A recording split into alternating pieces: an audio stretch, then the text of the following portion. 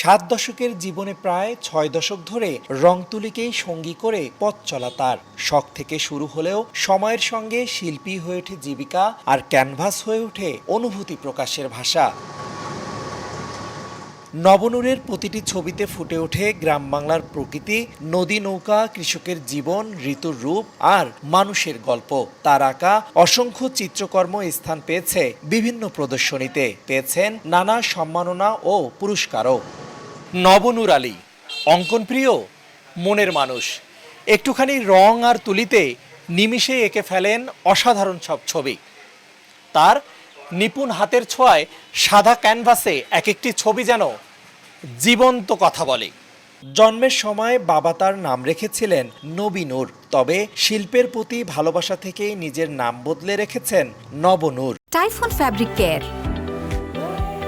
Fabric কেয়ারের super power. আমার এক টিচার বলছিল দীর্ঘিকারটা বাদ দিলে নবনূর হয়, নব মানে নতুন, নূর মানে আলো। তা আমার নামটা পছন্দ হলো। এই নবনূর নামটা আমি যে কোনো আর্ট করতাম, তো আমি তো ছোটোকাল থেকে আর্ট করি।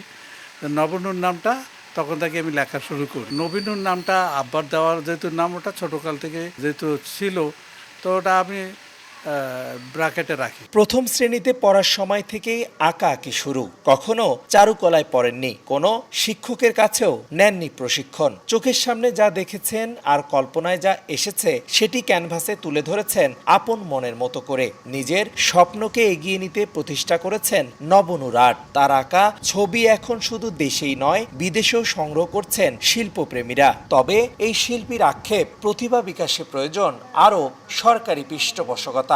সহায়তা পেলে দেশের শিল্পকে বিশ্ব দরবারে আরও গৌরবের সঙ্গে তুলে ধরতে চান তিনি। তারা বাংলাদেশ থেকে আমার কাছে অর্ডার আসে, আর্ট করে চায়, আমার যেগুলো সিনারি ওগুলোর থেকে দেয়, পাঠায় দেয় আমার নমুনা কপিটা, আমি ওইভাবে আবার করে পাঠায় দিই।